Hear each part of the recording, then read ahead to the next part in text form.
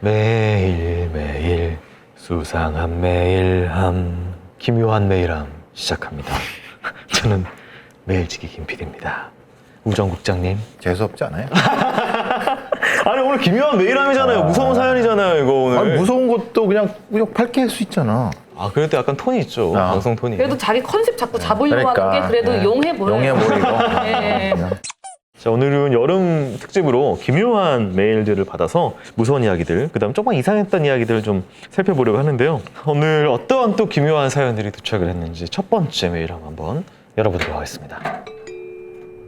안녕하세요. 40대 남성 애청자입니다. 범죄보다는 귀신 이야기에 가까운 사연 하나 보냅니다. 저희 아버지께서 직접 겪으신 일인데 아버지는 예지몽도 꾸실 때가 있고 저희 할아버지가 급사하셨을 때도 전화 벨소리만 듣고 바로 아버지 돌아가셨습니까? 라고 할 정도의 약간 뭐랄까 영적인 능력이 있으신 분 같습니다. 제가 중학교 2학년 때 아버지는 작은 신발 공장을 운영하셨고 취미는 사냥이셨습니다. 아버지는 그 당시 일이 바쁘셔서 매번 늦게 퇴근하시고 집에 오셔서 소주 반병을 드시고 주무셨습니다. 근데 아침 식사 때마다 저에게 꿈에 이상한 여자가 계속 나타나네. 제가 이렇게 톤을 어둡게 잡고 있는데 그런 톤으로 대사를 치시면 왜요?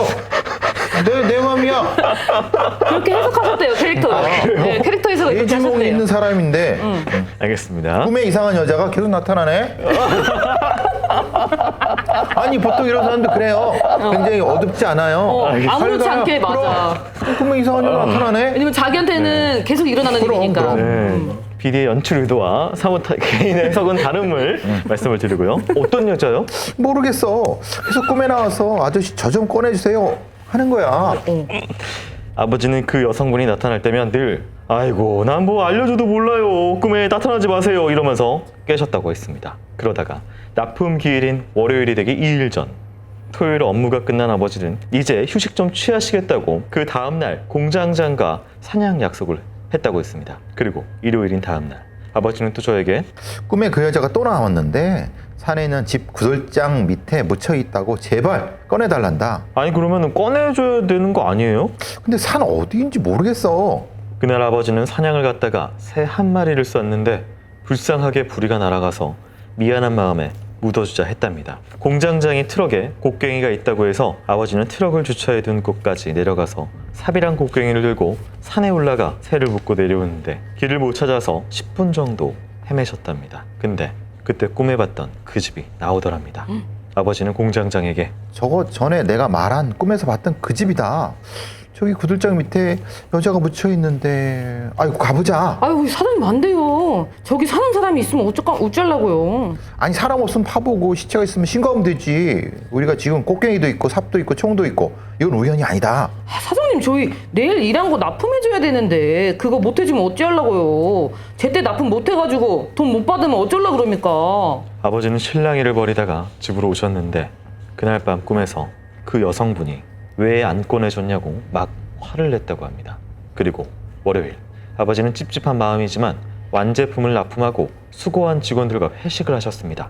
근데 그 다음날 직원들과 국밥집에서 해장을 하는데 뉴스에서 아버지가 납품했던 원청 회사가 부도났다는 보도가 나왔다고 합니다. 아버지는 식사 도중 불이 나게 그 회사로 갔더니 셔터는 닫혀있고 돈 받으러 온 사람들로 바글바글 했다고 합니다. 아버지는 회사에서 일했던 그 많은 대금도 못 받고 한동안 힘들었습니다. 아버지는 그 여자를 구했으면 이런 일이 안 일어났을 거라고 하더라고요. 이렇게 네. 기묘한 꿈에 관한 사연입니다.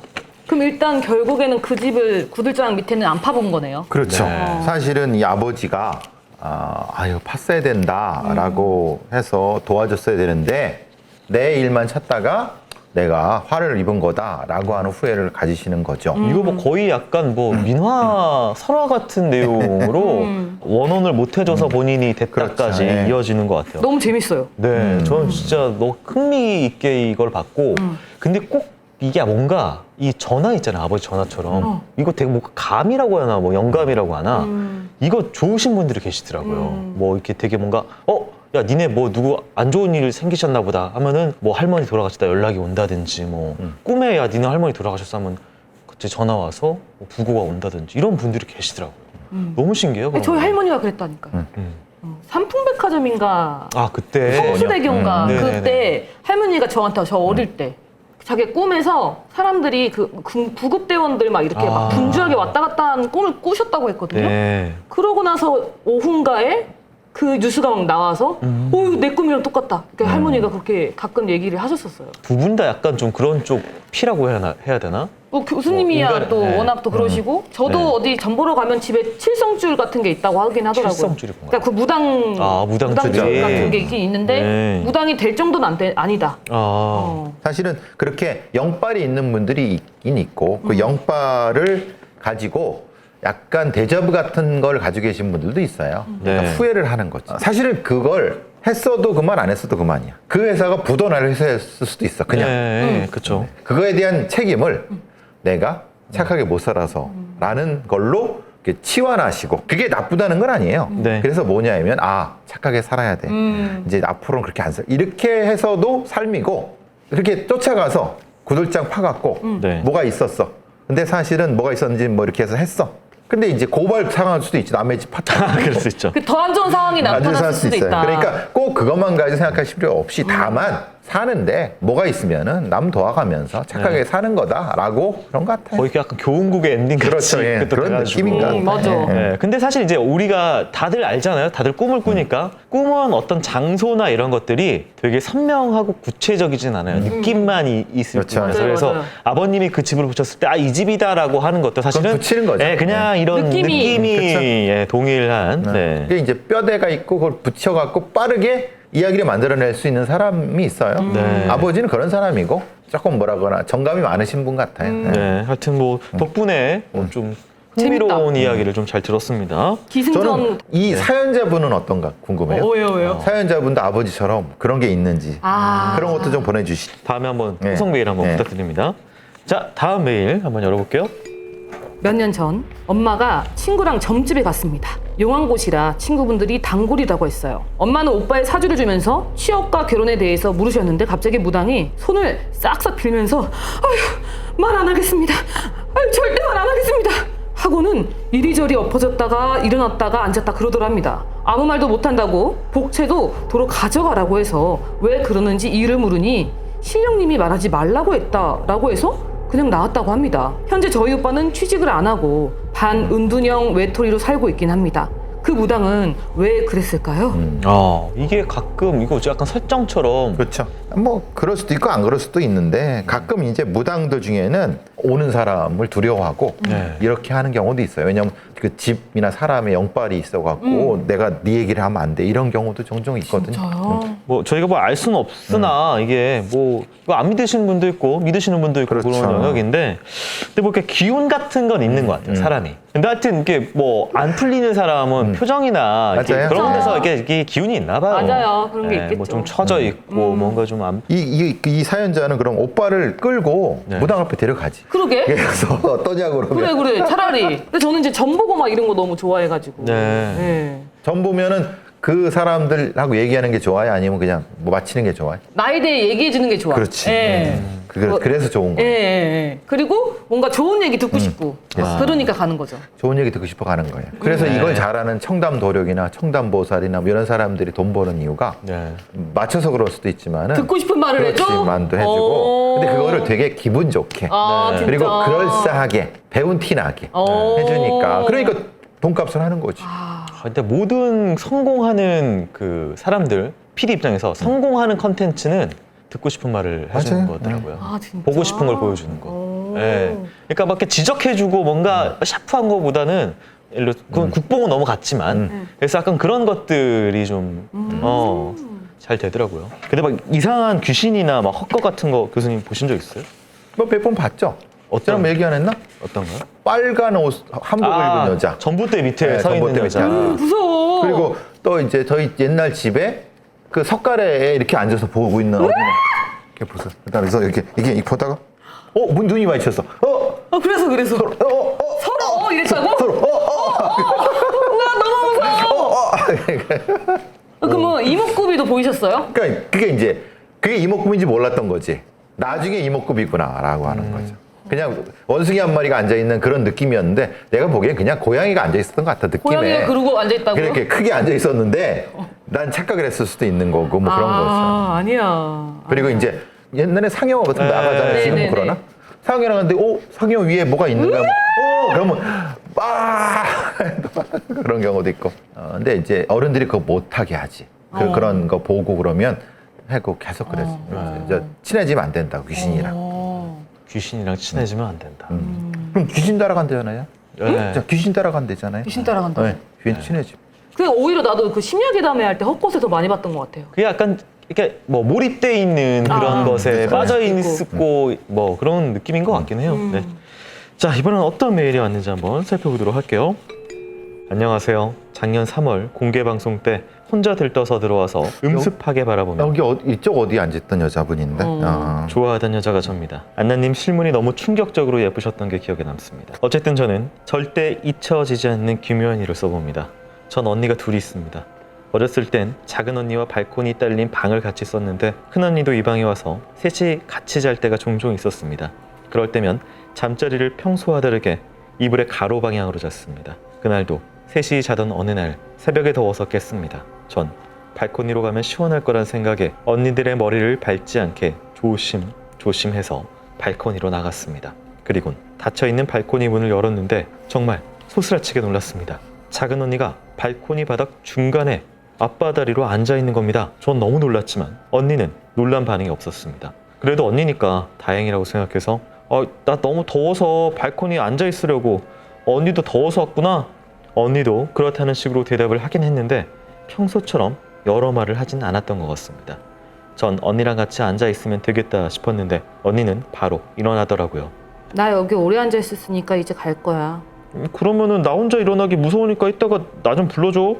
꼭꼭 저를 불러주기로 재차 약속까지 했는데 지금 생각해보면 다시 자리에 누운 언니는 금방 잠들어서 저를 불러줄 수 있을 리가 없는데 저 당시에는 초등학교 2학년이라 길게 생각은 못했던 것 같습니다. 언니가 간 뒤로 저도 언니처럼 앞바다리를 한 채 발코니에 앉아 더위를 식혔는데 점차 싸늘해지고 다리가 저려와서 일어날 수가 없었습니다. 발코니에서 우는 소리로 언니를 불러댔는데 언니는 오지 않았습니다. 그리곤 아침에 엄마가 왜 여기서 자고 있냐며 저를 깨웠습니다. 저는 작은 언니를 보자마자 왜 나를 안 불러줬냐며 우는 소리로 섭섭함을 토로했는데 언니는 전혀 모르는 반응이더라고요.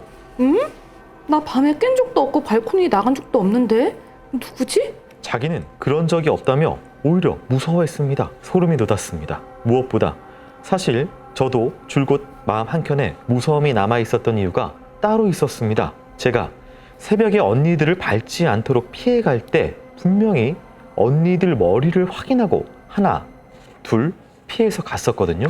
어쩌면 머리 둘을 넘은 게 제 착각일 수도 있겠죠. 언니도 당시에 4학년 정도로 어렸으니 몽유병이 잠깐 있었을 수도 있고요. 남들에게 이걸 이야기하면 그냥 제가 비몽사몽에 착각했다거나 제가 꿈꾼 거라고 말합니다. 근데 확실히 꿈은 아니었습니다. 지금도 가끔 생각하면 소름이 돋습니다.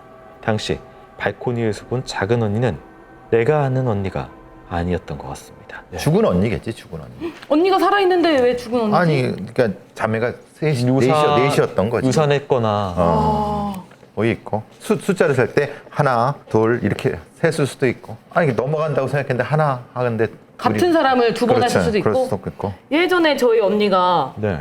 저랑 같이 자다가 저도 장기가 좀 어릴 때부터 밝은 편인데 안나야 너 거기 왜 있어? 막 이러는 거야. 그래서 내가 옆에서 왜 그래? 했더니 언니가 막 이래서 문 옆에 내가 서 있더래요. 그래서 안나야 너 거기 왜 있어? 근데 내가 옆에서 언니한테 언니 왜 그래? 이러니까 언니가 가위 눌린 거야, 가위. 어. 저기 누구 있는데? 왜 그러세요? 안 그래도 지금 에어컨 때문에 지금 썰을 박살 올라오는 했어요. 것 같은데. 가끔 이제 자매들, 형제들, 특히 자매들 숫자가 많은 그래서 하나를 놓치거나 하나를 더한거나 그러다 보면은 옛날에 너희 그 언니가 하나 더 있었어. 뭐 그런 얘기 나중에 있죠. 알고 네. 보면 집 나갔어. 아니면 또 뭐 일찍 죽었어. 뭐 이런 얘기들은 많이 있죠. 맞아.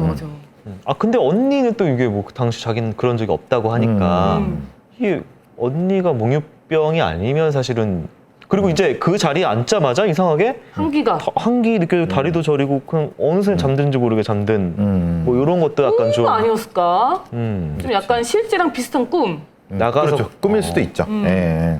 그냥 현실 같은 꿈, 백일몽이라고 해야 되나? 그냥 약간 눈 뜬 채 꾸는 꿈 같은 느낌 이런 거죠. 그리고 이 대사도 언니가 나 여기 오래 있었으니까 이제 갈 거야. 이것도 어디로 간다는 거지? 뭐 이런 자기 세상으로 간다? 그렇죠. 그럴 수도 있는 거고. 그런 느낌이에요. 저는 그 무서운 영화인데 두 글자인데 사바하? 사바하. 세 글자구나.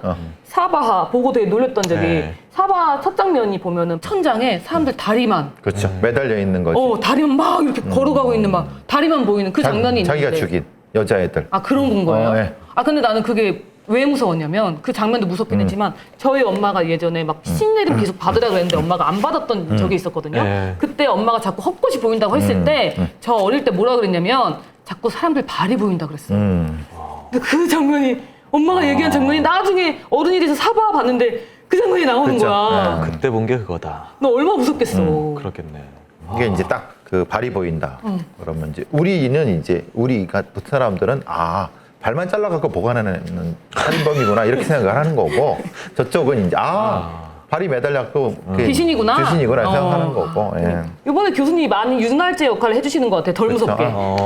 그런 것도 근데 있고. 약간 발이 거기에 있다는 거는 이제 뭔가 여기 땅 공간하고 저기 공간을 거의 붕 떠 있다는 맞아, 맞아, 맞아. 붕 떠 있다는 그 느낌이죠. 예. 중간의 공간, 연옥이라고 하는 그런 그렇죠. 공간이 보이는 그렇지, 느낌이잖아요. 그렇지, 그렇지. 여기도 아니고 저기도 아닌. 바닥이 있는데 그 발바닥이 보이는 거죠. 그렇죠. 그런 느낌이고. 가위 눌려 보셨어요? 있죠. 여러 번 많이. 가위 눌릴 때 이제 뭐 이렇게 하는데 몸이 안 들어가. 그리고 소리를 쳐도 뭐 소리가 안 나. 막 그러고 막 부르기도 안 내고 그런 경우들이 종종 있죠. 저는 고등학교 그때는 한창 막 피곤할 때잖아요. 그렇죠. 그래가지고 이제 저는 항상 이제 중간에 한 4시 정도 집에 오면 한 30분 정도 자고 그다음에 또 그다음 공부를 했는데 집에 왔는데 잠들었는데 가위가 눌렸어요. 전 보통 처음 그렇지. 눌러봤는데 근데 막 이게 하는데 이게 너무 무섭고 그러는데 어머니가 거실에 소리가 들리더라고요. 그래서 도움을 왜 하는데 이게 안 나와. 안 나오지 보통. 이런 소리 막 이런 있잖아요. 근데 막 이거 손가락부터 움직이면 된다는 얘기를 듣고 막 이렇게 막 해가지고 해서 깼어요. 그래가지고 거실로 뛰쳐나왔죠. 근데 아무도 없는 거예요. 그렇지. 너무 무서워. 그럼 너무 무섭다. 집에 나 혼자 있었던 거야. 그러니까. 분명 목소리 그럼 너무 무섭지. 여자 목소리가 들렸거든. 그 엄마 목소리인 줄 알고 나왔는데. 그렇다니까. 그렇죠. 그 착각하는. 네. 옛날에 고등학교 저희 같은 공립고등학교들은 공동묘지를 밀어내고 그 교사를 많이 지었어요. 옛날에는 전쟁 이후 그럴 때는. 그럼 이제 항상 그런 얘기가 있는 거지. 거기 원래 공동묘지 자리였다. 그러면 고등학교나 이럴 때 이제 야간 자율학습 이렇게 한다고 하면은 나와서 이제 가는데 불이 번쩍한다. 그러면 도깨비불이다. 도깨비불. 이 새끼들 담배 피는 거지. 하는 거고. 근데 막 돌아다닌다 그러면 막 도망가고 그리고 잡으러 가자 막 이런 것도 하고. 사실 근데 담배 피워야 될 애가 내려가 있는 거야. 그러니까 걔네들 아니었던 거지. 이런 형태로 나타나는 거고. 맞아. 그리고 우리 고등학교 뒤에 무덤이 2개 있는데 네. 그 누구 무덤이라는 걸 다 알고 있었는데 그 사람이 안 죽은 거야. 그 다른 무덤이었던 거야. 또 그런. 그러니까 무덤 주인을 잘못 그러니까 알고. 옛날 이야기에 옛날 따르면 이야기. 그러니까 옛날 이야기는 항상 뭐 이렇게 하면 도깨비가 홀렸다 막 이렇게 끝나잖아요. 네. 맞아. 근데 그게 그렇다면서요. 그 공동묘지에 도깨비불이나 이런 게 보이는 게 뼈에서 인이 나와서 인성분이 나오는 거지. 네, 이게 그게 막 인광이죠, 인광. 포스포러스. 버스요? 버스 타러 간다고요? 포스포러스. 인광이 나타나는 건데. 근데 그게 과학적인 거예요? 증명이 됐어요? 아니, 그건 이제 만들 수도 있어요. 도깨비불은. 이 인으로 빛이 나는 게 인광이 형광으로 나타나는 건데, 그러니까 그건 되게 간단한 건데, 네. 두려움과 합쳐지니까 빛이 합쳐지니까 워낙 그렇게 되는 거죠. 그래서 그게 뭐냐면, 들깨가 사람 뼈를 물고 돌아다니면은 그 뼈가 이제 형광처럼? 그렇죠. 이렇게 돌아다닌 거예요. 그게 그거. 자, 무서움과 유쾌함 사이 어딘가를 지금 왔다 갔다 하고 있습니다. 마지막 4번째 메일입니다. 이분이 또 보내주신 건가? 앞에 사연자랑 같은 사연. 같은 사람. 또 다른 기묘한 일은요. 제가 초등학교 4학년 때쯤이었습니다. 저희 아버지는 당시 가끔 야간 근무를 하셨는데 그때면 저는 안방에서 엄마와 같이 잤어요. 저희 방에는 침대가 없었지만 안방에는 침대가 있어서 좋았거든요. 기억하는 그날은 다음 날이 주말이라서 늦게까지 쭉 자고 싶었던 기억이 납니다. 근데 자다가 무슨 시끄러운 소리에 잠이 깼어요. 처음에는 집에 손님이 온 줄 알았습니다. 시계를 보니까 새벽 5시 반쯤 됐더라고요. 저는 너무 시끄러워서 당연히 엄마도 깨어 계실 줄 알았는데 옆에서 신기하게도 잘 주무시고 계셨어요. 그 시끄러운 소리의 정체는 사람 말소리였는데 제 머리맡 위쪽에서 나고 있었습니다. 근데 몸이 가위 눌린 수준까지는 아니지만 원활히 움직이질 않더라고요. 고개를 겨우겨우 힘겹게 올려서 보니까 침대 헤드에 어떤 빨간 옷을 입은 여자아이가 걸터 누워서 엄청 시끄럽게 떠들고 있었습니다. 얼굴이 잘 보이진 않았지만 보자마자 사람은 아닌 걸 알았어요. 안방 침대 헤드는 둥글고 폭도 좁아서 사람이 올라갈 수 있는 구조가 아니었거든요. 게다가 당시 따뜻한 계절이었는데 여자아이가 입고 있는 건 90년대 초에나 입었을 법한 때 묻은 솜 잠바와 골덴 바지였어요. 머리가 떡이 져 있기도 해서 더러웠습니다. 저는 너무 무서웠지만 제가 무서워하는 걸 티내면 얘가 더 저희를 괴롭힐 것 같다는 생각에 무서운 마음을 억누르고 용기 내서 소리를 지르며 야! 졸린데 시끄러워! 저리 가! 하며 외쳐댔어요. 제가 소리치면 엄마도 깰 거라 생각을 했는데 엄마는 전혀 깨지 않으셨습니다. 제가 아무리 뭐라고 해도 그 애는 계속 귀가 찢어질 정도로 시끄럽게 굴었습니다. 저는 힘껏 센 척을 하며 아 씨발 졸리니까 저리 가라고 꺼지라고 라는 말을 반복했습니다. 좀 희한하지만 무서운 와중에 엄청 졸리기도 했거든요. 시끄러워서 잘 수는 없었고요. 한참을 기싸움을 하다 보니 갑자기 공기가 다른 느낌이 들면서 조용해졌습니다. 그리고는 몸이 잘 움직여지길래 벌떡 일어나 보니 애가 사라져 있더라고요. 얼른 엄마를 깨워서 내가 이렇게 소리쳤는데 왜 못 들었냐고 했더니 엄마는 영문을 모르는 반응이었습니다. 시계를 보니까 6시가 넘어가고 있었어요. 이 모든 게 정말 신기했지만 특히 신기했던 건 걔가 무슨 말을 했는지 저는 분명히 다 들었거든요. 그에 대한 대답도 했고 심지어 이 내용을 기억해야지 하는 생각까지 했었습니다. 근데 제가 잠든 것도 아닌데 그 애랑 주고받았던 대화 내용이 정말 하나도 기억이 안 난다는 겁니다. 기억이 지워진 듯 전혀 생각이 나지 않았습니다.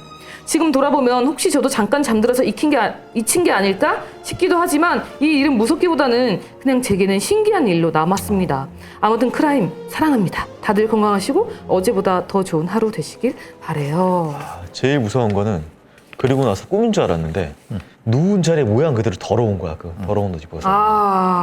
그럼 완벽한데. 그 자국이 있는 거지. 저도 아까 뭐 석가래 위에 웅크리고 있었다. 뭐 있었다는 경우도 있고 가끔 예전에 또 빨간 옷 입은 얘도 한복 입은 여자. 빨간 한복이 어딨어, 그죠? 그러니까 제 느낌이 그랬던 것 같아요. 그러니까 굉장히 어두운 밤이었었는데 저는 이제 그 도림동 공장 옆을 이렇게 지나가고 있었는데 전봇대 밑에 저런 불 밑에 그 빨간 한복이라고 느껴지는 어떤 여자가 머리를 풀고 얼굴이 무서워. 안 보이는데 어머. 그 하는 거에서 별 미친 다 보겠다. 그때는 그런 생각이었어. 그 도림동 공장을 해체하면서 거기 뭐 저기 사는 아니 뭐 있나 그런 생각이 들고 주민 그러니까 저 철거해야 되는 있나 도망가야지라고 생각하고 쓱 하는데 갑자기 없던 눈이 딱 보이면서 딱 보면서 쫓아오는 거예요. 그래서 뛰어오는 게 아니라 딱 어머 발이 없어 막 그냥 막 아니 쫓아와. 치마니까 발이 안 보이고. 안 보이고 쓰고 오더라도 막 가는데 쓰고 오더라도 어머.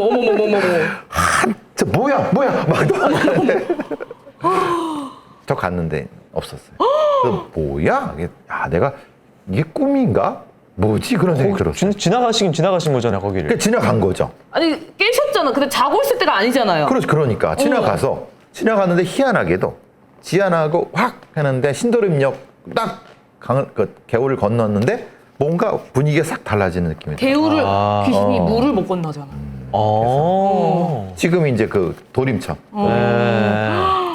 뭐지? 나 그래서 야 이거를 이게 현실이야 뭐야 막 그랬어요 그때. 너무 당황스러우셨겠다. 아니 어떤 미친년이 나를 놀리려고 진짜 그렇게 하는 건가? 사람인가? 그래서 그 다음 날 사람들한테 가봤는데 그건 없더라고. 그니까.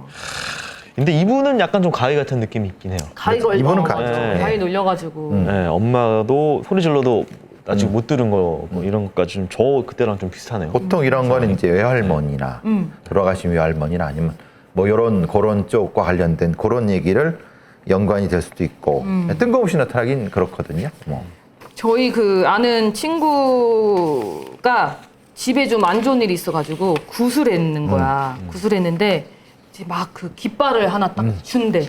그럼 막 곧 막 하잖아. 그러면은 귀신이 있으면 갑자기 내 몸이 막 이렇게 뒤로 막 넘어간다는 거야. 이렇게 막. 근데 자기는 안 그랬는데 자기 가족 중에 한 명이 막 깃발 들고 막 돌아가는 거야. 근데 얘가 풍선 인형처럼. 풍선 인형처럼. 근데 걔가 되게 젊은 애였거든요. 그러더니 막 그 북장구를 치니까 갑자기 얘가 점프를 뛰기 시작하는데 허리까지 뛰더래 얘가. 사람 허리 높이까지. 맞아요. 근데 걔가 뭐 체육하는 애도 아니고 그냥 예술 쪽 하는 애예요. 근데 뛰는데 1시간 반을 뛰더래. 쉬지도 않고. 그러다가 갑자기 얘가 목소리가 나오는데 귀신이 나온 거야. 속 안에 있던 귀신이.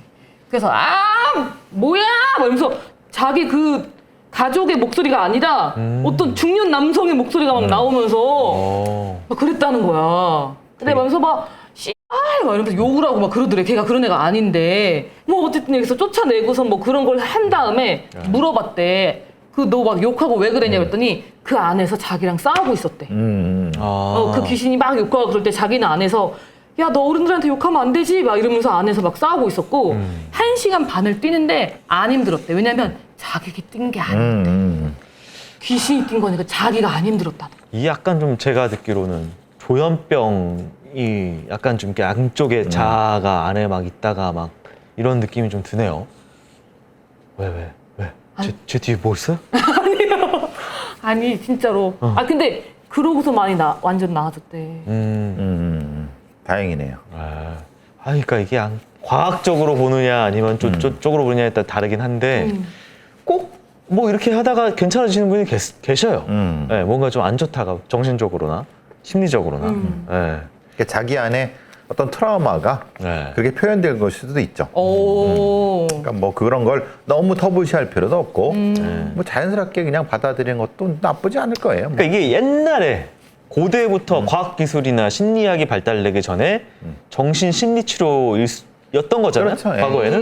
네. 자기 말하게 하기, 스트레스 풀기, 화음 뭐 이런 거죠, 사실은. 네. 그래서 이렇게 과학 얘기하면서 쓱 무성을 눌러봅시다. 약간 쫄았죠 방금. 눌러봐야죠. 자, 여러분들 할 수 있잖아요. 거봐요. 제가 최근 하니까 이런 사연 보낼 수 있잖아요. 보내세요. 주위에 이상한 일들 많이 있잖아요. 네. CRIM이 crime at 팟빵.com podbbang.com으로 기묘한 메일 다시 한번 열릴 수 있도록 여러분의 기묘한 사연까지 한번 보내주시면 감사하겠습니다. 네. 오늘 비도 오고 비가 오면 사실 귀신들이 또 돈다고 하고. 비 오면 막걸리 한잔 해야죠. 그래요. 근데 또 저희 교회 방송 가시잖아요. 맞아. 자, 오늘 두 분 수고 많으셨습니다. 여러분들 뭐 안전 또 조심해야 되지만 또 귀신 들리지 않게 귀신을 부를 때 따라가면 안 된다라고 아까 말씀드렸잖아요. 모르는 척하는 게 낫다. 네, 심리적으로 뭐 흔들리거나 힘들 때 귀신이 보이거나 뭐 들러붙을 수가 있으니까 그때는 굳건하게 따라가지 않고 이겨내는 또 그런 또 여름 되시길 바라면서 저희는 다음 주에 되돌아오도록 하겠습니다.